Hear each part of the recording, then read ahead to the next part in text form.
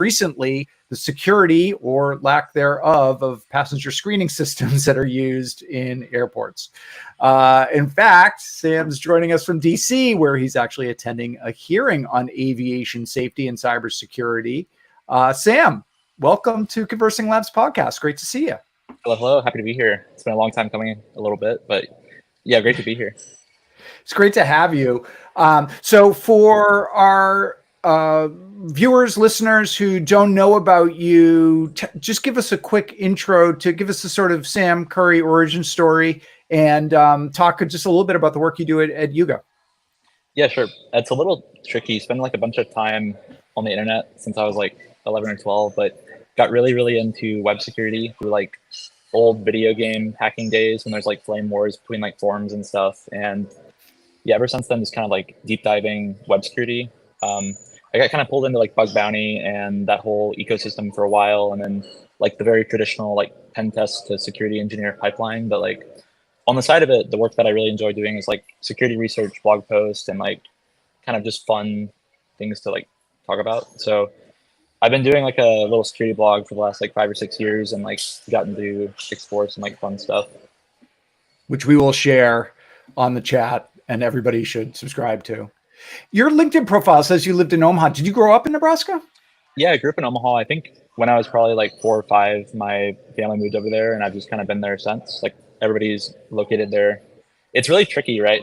I had a conversation the other day with somebody. It's like, oh, like why don't you move to like Seattle or San Francisco or wherever and do? And it's like, well, we're all on the internet, so it's like I'd rather have my house. It doesn't really matter anymore, right? Yeah. Like, yeah. That's very interesting. I mean, growing up there as a kid and a teenager too, it's just like, I mean, it must have been a really interesting experience to have this kind of like online life where you're connecting with these people all over the place. Right. Yeah. And it was really funny because I think the first like conversation I ever had in person with like a computer security person was when like I hacked my school and I got brought into the IT office, and then, they fetched the one employee who did the whole district's IT. And it was like, that was like my first conversation with someone who did computer stuff. And I was probably like 15. Wow. That is a real War Games feel to it, Sam. Yeah, definitely. It was a really fun conversation. Like, I think it was a similar issue to the one in the TSA, is like a SQL injection or something. And okay. I was like they were going to expel me or whatever. And I was like, oh no, like, here's how you fix it. Here's what it is. I mean no harm. Yeah. Yes. They didn't have the password written on a little thing on the desk, like in War Games. No, it was like a third party they used for like sports management. And some funny. Yeah. Really common. And we're going to talk about SQL, however many years later, we're going to talk about SQL injection today too. So the more things have changed, the more they've stayed the same. Exactly. Yeah. So actually, we had you in the studio. We booked you in the studio like a couple months ago. And what we wanted to talk about at the time, which we're going to talk about, is this really interesting blog post you'd put out back in June, I think, investigating a compromise of your own broadband router in your home. Talk just a little bit about that. And it's really cool. Actually, you're a very good writer, I would say. Like there's a very, when you read your blog posts, there's a kind of page turning quality about them, even though they're no pages to turn, but it's actually a really interesting account. We'll link to it as well. But just talk a little bit about how you stumbled upon that. It's a really interesting story. Yeah, sure. So I do most of my work from home, and I think I was on like a pen test from home, and I was just I had to spin up this web server for the pen test because I had to like log HTTP requests coming in. And I spun up that web server, and to test that web server was alive, I sent like my own request from my home network to that server. And I waited a few seconds, and finally I saw the log pop up, and I was like, okay, cool. Web server's alive. We're good to go. But then I like alt tabbed around, and like a few seconds later, I noticed in the corner of the screen, like the console popped up one more time, except it was a random IP address I'd never seen before that had replayed the exact same HTTP request I'd sent. And at that point, it's like, well, my computer must be hacked, right? Like somebody has owned my computer. So I ran to the other room, and like the first device I found was like my Amazon Fire Stick or my iPhone or something. And I like loaded the URL in the browser of that web server, and the exact same thing happened. Every device in my network, it was just the same HTTP request be replayed. And it kind of kicked off this long investigation. That was kind of the origin of it.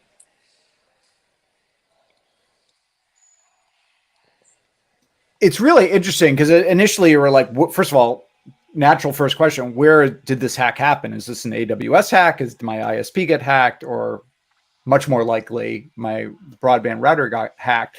But you're a security researcher, so you're interacting with your broadband router a lot more than most people, I'm guessing. Um, you know, but what did you find when you looked into kind of who or what was behind this compromise? Yeah, so I investigated it, and like the kind of the first assumption is like, okay, my modem got hacked through some, some router exploit or something because it Yeah, constantly happens. Yeah, really yeah, common. But I was really curious about it, and I investigated it, and I couldn't find any like evidence that there was like some one-off vulnerability that had happened in my modem, like some ODay that got published for like broadband XYZ. But it got me really curious because it's like, okay, if I were to compromise a modem and I wanted to like target somebody, like assuming that maybe I was targeted, which is a little like specific, right? Most of the time, it's just a very broad attack or whatever, but just for fun, like assuming that you got individually targeted, like how would you go about targeting someone's device? Like as specifically, right? So it kind of kicked off this investigation where I was like, okay, does my ISP have the capability to remotely manage my device? And the answer is yes, right? There's that protocol, TR69, which is used for like remote device management. And I was wondering, as like a web security guy, it's like, well, is there some panel, like admin panel, that has access to like everybody's device? And the answer was kind of yes, right? And through through vulnerabilities and like another component of the ISP, you were able to actually traverse to this internal API. And that API was capable of like sending remote device commands, querying customers by name, and it would have allowed you basically to individually target somebody and like compromise their device, right? And it's a really fascinating kind of deep dive because it's like, even though that wasn't how I had been hacked, it's like you could have used that to hack somebody else. And it kind of opens the question of like, these ISPs have full management capability, and it creates this like single point of failure for millions and millions of devices. right. Right. And I mean, we understand why they need that remote management capability. I mean, we've all probably sort of had like, hey, my router's not responding. And, oh yeah, we'll reboot it. And I mean, like, so there's a reason, but of course that capability has a dark side to it as well. So that raises the bar on the ISP to secure that infrastructure, to be monitoring for, unauthorized behavior and stuff like that. That seems to me like that's kind of where they're dropping the ball. But it's interesting because when you read your blog post about kind of who was behind this, you dug up like, so going just based on the IP address for the server that was basically parroting all the traffic to your home router. A bunch of other, you have contacts obviously in the threat intelligence world. They were able to give you a whole list of domains that have been pointing at this IP address over the past few years. And it was a real kind of dog's dinner of different, what looked to be malicious, phishing domains, but with interesting targets, including Adidas, I think. Yeah, Right? it was really Yeah. fascinating. Yeah, like trying to deep dive that from like, I'm a web security guy. I don't have like too much threat intel experience, so I kind of leaned on a lot of people, like you said, who are in that world. Work at CrowdStrike and these different companies, and it's like, hey, I got popped. This is the IP. What's going on here? And we kind of dug up this really extensive, like, it's been used for like individual phishing campaigns. And then it was also used for like CNC for my modem, right? Because that was the IP that was actually replaying my traffic, but was also serving, these different phishing websites and doing kind of Right. these different, yeah, for all these different companies. And one of them was a security company. So that IP was actually hosting infrastructure for like a beef phishing website for an actual cybersecurity company based in like Latin America. So like, yeah, it's tricky because it's like, this was 2 years past since the hack had happened, right? So it's Yeah. like you're relying on all this old data and you kind of have to like correlate and make assumptions. So like there's Yeah. not really a definitive, like who's who, right? So they're targeting a cybersecurity company in South America, and then they're targeting this kind of well-known cybersecurity researcher in North America. Yeah, Hmm. right. It's a Hmm. little it I think normally like for the most part people would say like, oh, you're being paranoid, but like I had a really close friend who was targeted by the North Korean APT like directly on Twitter, right? And like at that point, you kind of like you have these assumptions, right? Where like, okay, it won't happen to me, but then it does, right? And I kind of had that experience too, like at the airport one time, where like I was like falsely accused of committing a crime, and they'd subpoenaed me and like issued like they had warrants, right, to like go through my Gmail and stuff, right? And it's like at that point, like it's like you can be targeted, and it does happen, right? Was this in the United States, or was it?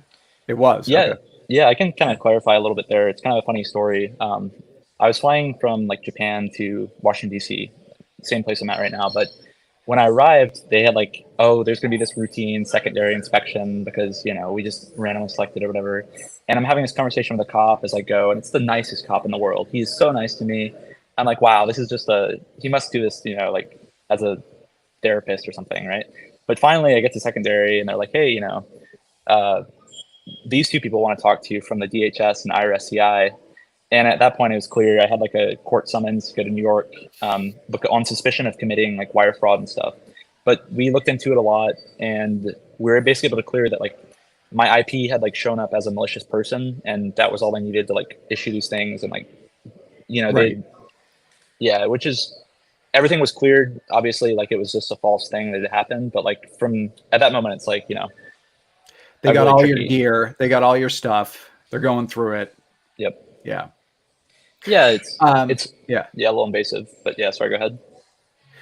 I mean, this is one of the things that security researchers, I mean, our laws are not clear enough around, validating the work that security researchers, independent or not independent, do, right? So there is this kind of gray area of, pen testing. I mean, which frankly, in my opinion, we need to really clear up as a country, because the work that people like you do is so vital. And if there's always this like, hey, I'm going to get harassed at the airport, or I'm going to get subpoenaed or whatever, then that's a discouragement to do the important work you do. I'm sorry. Absolutely. I'm editorializing it, but anyway. So you discover this API. Cox was the ISP that you used, but you discovered this API that basically gave you God mode control or over all these modems. But you said that wasn't actually the specific means that was used to compromise your router. Yep. So basically, how did that happen? Yeah, so I actually worked really close with the Cox, the ISP, and they were super, super friendly and like forthcoming about their investigation as well. And I presented like, hey, I was hacked on this date, and they basically had confirmed, like they said, hey, the thing you'd found the vulnerability in wasn't actually updated until like 2 years ago. So, or after the time that I had found the vulnerability or been hacked, I guess. So the two times just didn't make sense. Yeah, the API itself is really fascinating, right? Because so they had compromised that prior to it being patched, but that was like 2 years before you found it. Yeah, exactly. I'd been hacked, and then a few months later, they built this software that I found the vulnerability in. Yeah. Interesting. Did you find any evidence that others had come across the Cox API, or are there ways for Cox to look and see, has this been abused within our client base? Yeah, they researched it, they looked through it, they investigated all the logs, and they confirmed that like there wasn't abuse, and that's like relying on their word of mouth, which is always interesting, right? Like I'm not suggesting it was compromised, but like it's funny like working in security because like thinking like a journalist. Yes. Yeah. Exactly, right. Love of the journalist. There's been some times in bug bounty where it's funny, where like we'll go through, we'll find a vulnerability, and we'll like enumerate something and then report it. And like we don't go like deep. We're not trying to like exfiltrate user data, but like we will like poke around a tiny bit after like finding a vulnerability. And then sometimes they'll come back and they'll say, we found no history of abuse. It's like, well, but I had kind of, like expanded on it a little bit. Obviously I wasn't being malicious, but it's like there was like user data that was accessed, So it's like kind of an unclear, very interesting, right? So, I mean, this compromise that you're talking about is not an isolated incident. So Black Lotus Labs, right, has done a number of, which is associated with an ISP, has done a number of reports on, widespread nation state campaigns, largely, not all, but mostly, targeting either end of life broadband routers or just, vulnerable broadband routers that that they're using in botnets, or in some cases, which may be the case with you, using to actually monitor the home network that the broadband router is fronting. Do you feel like what happened to you may have been part of a larger campaign like that, or was it more targeted, or maybe it was just opportunistic? Yeah, I'm not sure. So I was really curious about this in particular, and I had done like a thing on Twitter where I was like, hey, you guys can actually check if you've been compromised by the same malware or if you're getting the same behavior. And a bunch of people went through and tested their DNS to see if it was leaking, like mine had. And the only person who got back to me about it was a security researcher in Qatar who was experiencing the exact same behavior, where yeah, it was really interesting. And I asked like more about what they do, and like it was clear they worked like this, like kind of, they didn't really give much detail about it, but like some company in Qatar, which from just like a sniff test is like an interesting role, not to like, I mean, you've got a big social media following, so presumably, if this were a widespread attack, I mean, you're connected to a lot of security researchers, and I'm guessing a lot of them, took the challenge to see. I mean, why would you not, right? Yeah. So the fact that only one turned up would seem to suggest that this was not a widespread campaign. But yeah, and I do think I always try to lean more on the assumption of like what the easiest thing or the most common, right? The Occam's razor approach, yes. Exactly. And I spoke to a lot of people with the same modem. I tried to find any similar behavior, and I reached out to DigitalOcean. They didn't respond. I reached out to the ISP. The ISP confirmed this IP is like, it's not ours, not related to us in any means. So DigitalOcean was the company hosting the IP address? Yep. Yeah. And of course, like you can't really be like, hey, DigitalOcean, what is running on this box? Because it's private, Right. So, right. But yeah, I do think there's a lot of value in the widespread malware campaigns, because it's getting to a point where like, a residential IP in the United States is like really valuable for tons of stuff. If you want to be a legitimate social media user, if you want to do, I have friends, who pay a ton of money for residential proxies so they can browse, like have that built API and stuff to scrape the internet, right? So like, right. Clearly there's value, but yeah, it definitely felt more targeted. Yeah. I mean, one of the things that I was just reading this on LinkedIn, I can't remember who wrote it. I've just read it, but I mean, one of the things hadn't even occurred to me about the value of domestic IP addresses and routers is that, guess who can't go poking around domestic IP and routers, right? The CIA and the NSA, right? The country's two main kind of cybersecurity agencies in terms of, nation state actors, right? These are off limits to them because of US law, which, many of us support that, the spirit of that law. But the reality is, if you're a nation state actor and you own a residential IP address, you don't have to worry too much about, Five Eyes coming and snooping around and figuring out that you're there and what you're doing. You're kind of you're off their radar, which is hugely valuable for them. Then it falls to the FBI, and the FBI, ain't the NSA. Yeah, 100%. It's really like that's one thing I have a lot of respect for in like the kind of the threat intel world is like the piecing out who's doing an attack, because it's like, it's the internet. Like you can hop through like a billion different places and end up, on some IP in Nebraska, and that's who you look like, right? So it's like, how do you attribute that, Right. Yeah.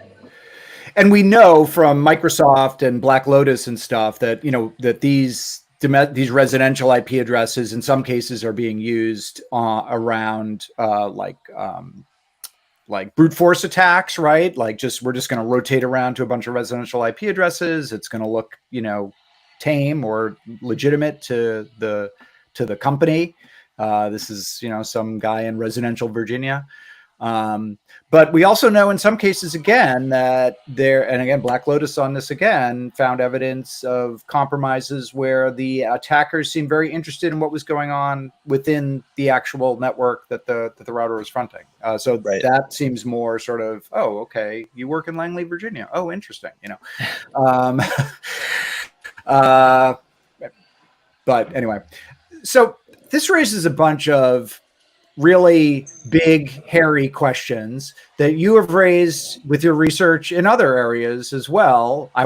Automotive, among others. You did a really amazing web hackers versus the auto industry report looking at across, I think it was like 16 different automakers and suppliers, found just a wide range of pretty serious security problems in the systems that they manage and that they use to manage, connected vehicles.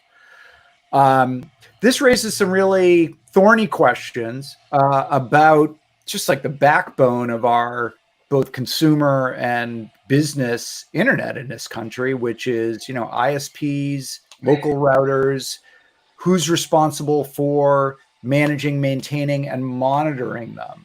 If you can't count on your average homeowner to be, flipping through DNS logs, which we can't. Like, that is not going to happen. So, man, how do we get our hands around this problem?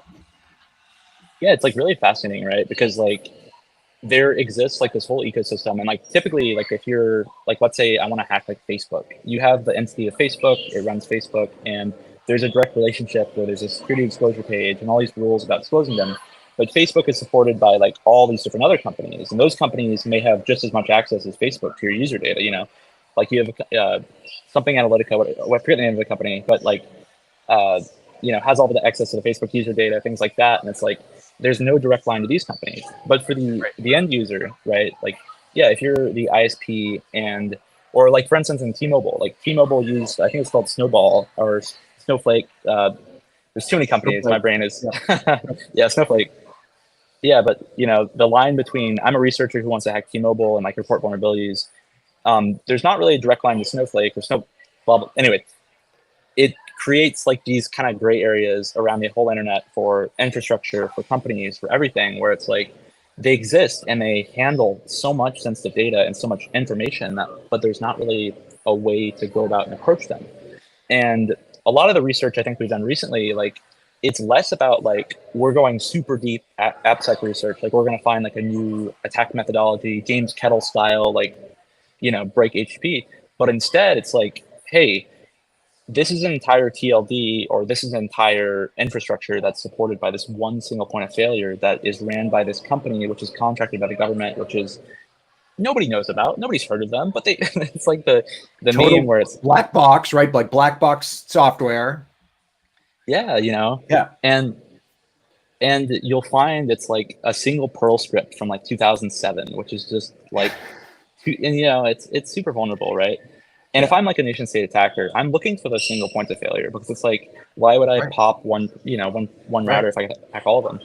And I'm like a broken record with this, but it's like I always think about like the Eclipsium thing on Avanti Pulse Secure, right? And like what they found when they dug into the Pulse Secure firmware, which was a lot of serious vulnerabilities and a lot of really old code, like end of life operating system version of CentOS, like so.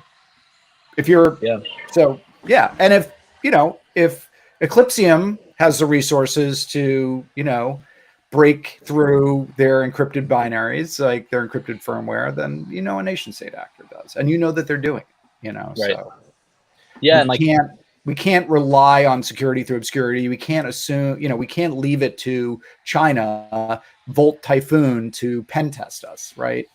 Yeah, it's a little cheesy. I love Casey John Ellis to death, but it's a little cheesy quote. But it's like Casey John Ellis with Bug Crowd. He has this quote about how like there's two kind of waging wars for like every security program, where it's like you have good guys and bad guys and they're kind of clashing. But for these undiscovered softwares, it's like the good guy's completely gone, and it's only the bad guy, because like there's not a lot of people who are individually going out to identify these like single critical points failure, and if they do, they're in like a special committee or working with the government or some special. Can't talk about it, right? Exactly, and it's. And there is a public health dynamic to this. So it's like, if you're doing work in secret and it's classified, that doesn't help the rest of us, right? Like there's this whole public health dynamic to all of this of like, well, if you find something, like we need to know about it. Like CVEs are the classic example. Like we focus on CVEs, but if your company has a CVE, you're already like way ahead of 99% of the companies who don't even freaking bother to look or report them when they find them. So, Anyway, but so I mean, I think the other interesting thing just with the broadband router problem, right, is like who has a stake in it. And I think this, as the IoT grows, right, and these smart connected devices, you know, proliferate in homes and businesses and so on, there is this real question of, well, who is responsible for the security of those? And even if we could all say, well, morally, you know, this person should be, or this organization should be responsible for it, if they don't want to take responsibility for it, somebody has to, right? So it's like with the broadband router, I hate to say it, but there are a lot of people who, even if you went to them and be, hey, do you know your broadband router is hacked? They'd be like, okay, like, fine. Yeah. Like, I can stream Netflix, I'm getting email and, you know, and playing games. So if some hacker group wants to hang out on it, okay. Yeah. They might not see the need to address that issue. Yeah. And it's tricky, right? Like a lot of the like smart TV things where like, oh, you can play like pinball on your smart TV, but if you play pinball on your smart TV, it turns into like a residential proxy for like a nation state or somebody, you know, and they'll just agree to it because it's like, you know, like, or the free VPN software. It's a good deal, right? Yeah. It's a fun game. Yeah. The it's a really, really interesting conversation because it's like, not to like kind of to like circle back to everything, is like, you know, with there was a point in time, right, where what had happened was Tesla had released the smart summon feature, right? And to me, that was a really huge moment because that is a internet connected way to drive a car. There's like location checks and things like that to make sure you're there. But like at the end of the day, you press a button on your phone and the car moves, right? And then you have people like Charlie Miller who absolutely owned like the car side of things, right? And we did some cool car security research. But the thing with Charlie Miller is like he and his collaborator, they went like Chris the whole extra mile. Chris Valsek, yeah. Sorry. But they went that whole extra mile of just like what was probably years of research to figure out how exactly you go from point A, which is that, you know, remote access, to the actual point B of like CAN bus commands, like full ownage, right? And with the modem hacking, it's like we demonstrated like access to the actual, like, here's what you can access, right? But like the part B of that is like this really clever backdoor or like passive access forever. And when you do things like that, the part B, it turns problems like, you know, you have things like smart meters in homes or like gas valves and remote connected things like pipelines. And that part B is like that real nation state, like second level, you know, you've got like a principal engineer on that for like a year and then eventually you get the exploit, right? So yeah, it's interesting. Yeah. Interesting. Yeah. Let's talk about why you're in DC right now, which is in a few weeks ago, you published, you and a fellow researcher published, Ian Carroll, published Bypassing Airport Security via SQL Injection, which is another blog post. We will share that link as well. And this was another really interesting, it's really interesting. Like a lot of the work you do is sort of like, you almost like stumble upon it. Like, oh, I'm just like going through my life. I'm living my life here. And like, I wonder about, you know, like with the car thing. This was another, could tell the story about kind of how airport security screening systems came onto your radar. Yeah, sure. So Ian and I traveled together a lot, like the last like 2 years.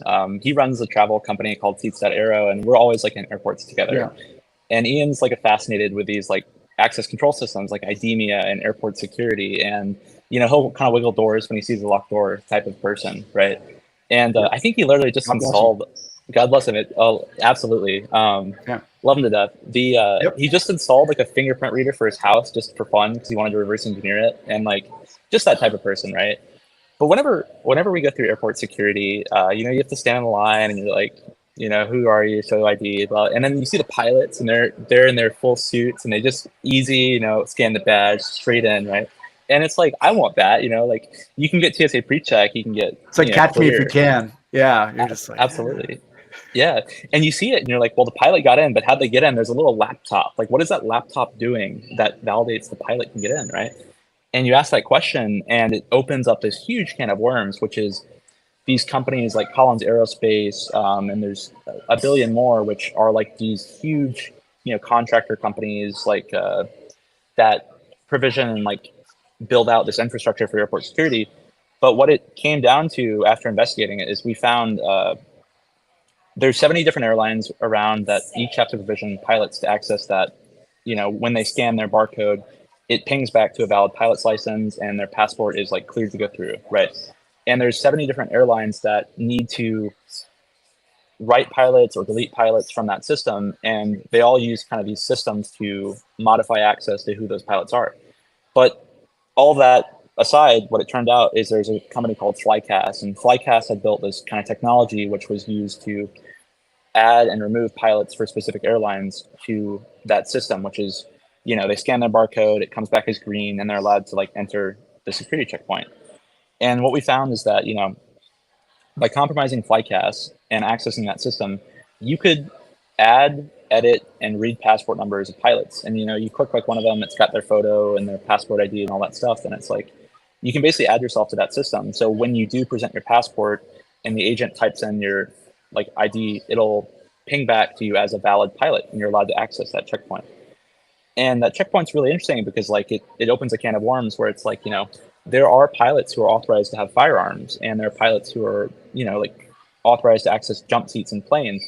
And when you bypass that one component, you remove like, it opens up a lot of other exploits where it's like, if you do get a valid ticket to access the jump seat, you can get in there, and like, it's sort of like, it's a really, really interesting issue. And the reason we're in, sorry, go ahead. Touches on this cyber physical, like at the end of the day, okay, you got a application with a SQL injection flaw, incredibly common, sadly. But the consequences of that, what follows from that is, literally you could be putting somebody in the cockpit in a jump seat who has no right to be there. And we can all imagine what the consequences of that could be. So you would think that the intense importance of that physical security would work its way back up the software supply chain in terms of the types of scrutiny and resources and attention it gets. But your research would seem to suggest not so much. Yeah, and like the effort was like hugely led by Ian Carroll, and we discovered kind of quickly that like that single point of failure would allow you to actually access that. But when we reported it, the TSA and DHS, they kind of ghosted us a little bit, and then they were making claims to reporters that it wasn't actually possible. But we dispute that because on their website they had suggested like, they have like a secondary component to it, but you can see the pilots going in using that method. And they had actually removed like a statement from their website after we had emailed them about how the full context being when you go and you scan or you go and you present your passport, if you forget your barcode, you can present like a pilot's ID, and they'll just type in the number manually, and it'll ping back and be green. And there's like other methods as well where you could edit an existing barcode and just scan an existing barcode. And TSA was basically like, oh, it's not actually exploitable, or there's secondary means, but like we disputed that. So we came down to DC because there was a hearing on aviation security, cybersecurity, and they actually mentioned the research a few times, and there weren't any comments about it. Nobody seemed to be aware of it or didn't want to comment on it. So it was kind of we just had a chat with some of the staffers. Yeah, sorry, it's a long spiel, but it's kind of like a lot of interconnected pieces of just this kind of ecosystem. What do you so I mean, I think one of the patterns that pops up as I look at the work that you do from industry to industry and from context to context is, often you have these connected systems, so we got a physical security screening system, but it's being powered and informed by some cloud-based database of authorized people and so on, credentials. And that infrastructure is just not particularly well vetted and secured. And there is this kind of sense of like, well, who's going to go looking for this, screening database? It's not on Google, it's not searchable. But of course, really just not an awareness of how resourceful a security researcher like yourself, whether it's a white hat or a black hat, is in terms of uncovering that back end infrastructure, probing it for vulnerabilities and then exploiting what they find. And that was the case in the auto industry as well. You found all these domains that were specific to the automakers or the suppliers that you were able to pretty quickly, just, have your way with and get access to these really sensitive environments. Right. And I think like the reason, I think it is a lot easier than you'd think to find these systems. But like when we approach vulnerability research, we kind of approach it from like an impact perspective. It's like we want to find these like single points of failure or like these areas where it's like we can accomplish a specific goal. And with car hacking, it's like, okay, we want to be able to like access vehicles, like the most number of vehicles we can through vulnerabilities, right? And it leads you down this rabbit hole, which eventually leads to like, Sirius XM connected vehicle services, which is like a single point of failure for like 6 or 7 different car companies, where you pop this one specific component and you can literally just type in someone's license plate number for like 6 or 7 different car brands, and it'll remotely unlock, track everything, right? And we like, I think often the case with like a lot of vulnerability research is like you want to hack a specific company, you want to hack a specific product, or you want to hack, But if you take a step back and you approach it from like an impact perspective, where you're like, my goal is to, like fix this bug which affects hundreds of millions of people, then like you can kind of identify these systems which are those like little tiny toothpicks which support the whole ecosystem, right? It's like the cartoon, right? Yeah. that we all saw with Log4j. Exactly. Yeah.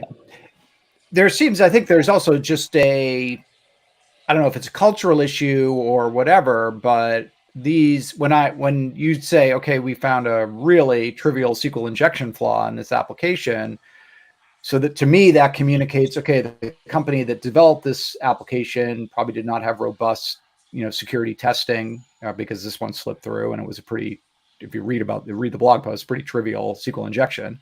Right.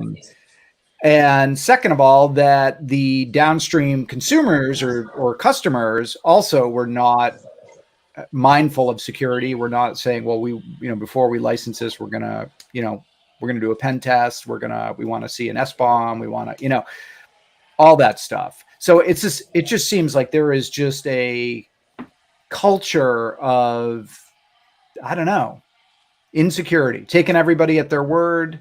Oh, they seem like a legit company. I'm sure the software is good, but we're not going to bother looking. We can sell this without really putting too much money into security and software integrity, and hopefully we won't get caught. Right. Yeah. It's like talk about boiling the ocean, man. I don't know what you say in DC. I mean, this is like, yeah, it's from like I'd like to imagine like that, with all these different companies and all these different people, there's like kind of this limited pool of security, people on the blue team side, red team side. Yeah, talent, And when you are a business person who's starting a company, you're going through everything else. Security's there, but like it's, you have to do hiring and build the company and set it up and explore, sales and all this stuff. And it's you see security somewhere in the distance, and you're like, okay, we do have to do that. We have to check that box. And as a vendor, people will have to check our box. But at the end of the day, like you can't mass like validate. Like security is going to be a problem because it's just so distributed, disconnected. Like there's all these different components, and for a company like FlightPass, where they host like this one specific feature for like these 3 or 4 different airlines, and when you compromise those, it allows you to like access all of airport security stuff. Is like it's like like you said, right? Like they're not expecting people to be targeting them or things like that. But when you really dissect it and you find that company and you're like, why does this exist? And like, what do they do? You can really like, like, and the notion that that our adversaries are not saying, okay, we need into the aviation sector, we need into manufacturing, we need into energy distribution. All right, let's put some people on this project to figure out who the main suppliers are to those industries, what platforms they're using, what their security posture is, and I mean, that they're doing that because we're probably doing it to other countries too. But I mean, so it's like, we know they're thinking that way. We know they're acting that way. We've seen plenty of evidence of it, right? So shouldn't our defenses reflect that, right? Shouldn't our efforts and our expenditures and our attention and energy Yeah. be directed in that way, but it's not really. It's folks like you kind of coming along and be like, hey, I tripped over this dead body, like a little help, Yeah. It's which from is like not encouraging. no, and I guess I kind of get it because if you work at a company, and if you're a company and you work at a company as a software engineer and you want to deploy some software, you'll realize you got to go through a PM and all these hoops, and eventually, like after a Yeah. few months, yeah, you'll publish the software. But as an individual, right, if you want to publish the same software, it takes you 5 seconds, right? But for security research, it's interesting because it's like if you work for a company, you get approval and all these things and get finally do it. But as an individual, like as a random person, you have so much power. Like you have more power than companies and like teams of security researchers. Because as an individual, you're able to like actually do what you want, find the issues you want, and you know, it's an absurd amount of impact. Like you don't realize how privileged and how good of a position you are as an individual like researcher, right? Um, and that's one thing that's like really interesting to me is because like I don't know, people see like this research, but at the end of the day, it is a trivial SQL injection. And if you're a person, if you're a 17-year-old hacker and you haven't really done a lot of this stuff, it's like you have a significant impact. And it's like you should absolutely be delving into whatever you're interested in because more often than not, you're going to discover that like you've impacted millions of people. And it's like this bizarre, like you make it more than it is. And like you think like things are more secure than they are, but you realize quickly it's not. The emperor has no clothes, so to speak. Absolutely. Yeah. Yeah. Okay, so final two questions. And one is from the sort of software producer side and one is from the consumer side. So from the software producer side, I guess my question is, what would you, because obviously just, the trends in terms of software development and deployment are what they are, and they're not going to slow down. So, greater use of APIs, greater use of, cloud infrastructure and obviously open source and so on. How can they channel their internal Sam Curry as they're developing these next generation applications, very API dependent, to address some of the problems that you found, for example, with your home router, also in the auto sector, the risks and vulnerabilities that come along with that interoperability. Sure. Yeah, it's tricky because each company is different in the way they deploy software and all this stuff. But like in a general sense, like being able to like restrict these APIs, log the APIs, and like kind of approach it from the angle of like people will target us. Like more often than not, things we've been looking at, it's like people assume they're just not going to be looked at. Like for instance, I'm sure whoever built the internal API for the ISP assume it's going to be internal. Like we're not really worried about like people, but at the end of the day, like one broken proxy and you're there. You can access that API, right? Right. So it's just like if companies have logging and like actionable logging where it's like, this is a very sensitive API. Like this API is capable of doing a lot, right? If they see my traffic or if they see unusual traffic and it's being accessed in like a weird way, which it's not supposed to, like I think logging should immediately alert like this is really bad and we should take this down. Sort of related to the airline industry, there's a company we work with called points.com, right? And we were testing points.com, which is the provider for like every single rewards program basically for airlines. So if you ever use like United Rewards, Delta, they all use points.com, right? And while we were hacking on points.com, we found a really similar issue where we could traverse an API and access like this internal API to like call all like transactions. So we could retrieve like the PII of all users and all this stuff. And it's really a really bad bug. But within like 15 minutes of us testing, they realized how unusual our API calls were, and they just shut the whole thing down. It was just taken off the internet. And I think before we even sent the email, they had just shut it down. And it's like at that point, it's like that is a really actionable team, Yeah. Yeah. I wish there was a 20-second snippet I could give for like, here's how to protect. But it's such a It's not complicated. that type of question. Yeah. Yeah. Okay. So final question is on the consumer side, and this is looking specifically at the stuff you did in June. All of us have broadband routers in our basements. A lot of people who are watching this, who are live streaming it, are probably like, "Oh man, what if my routers got hacked?" What are there easy ways to figure out if somebody is on your router that you don't know about?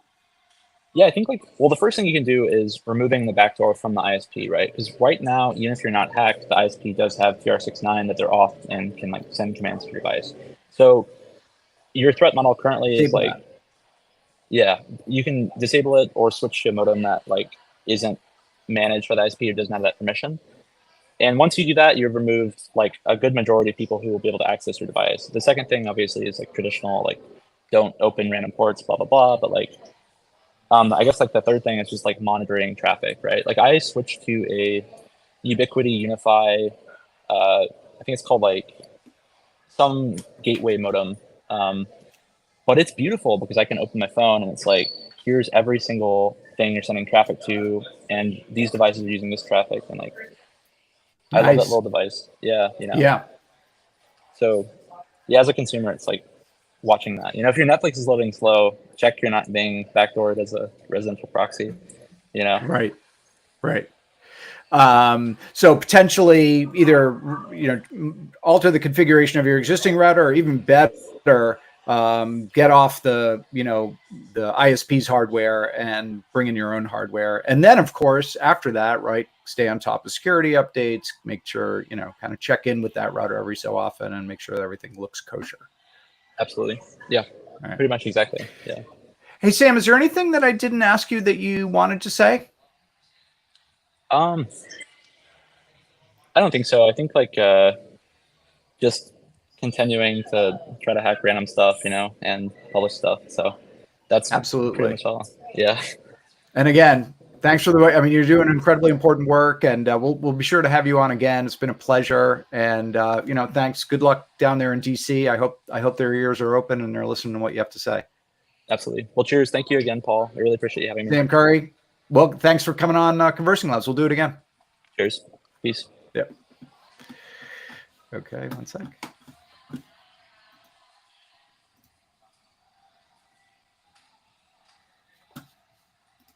Okay.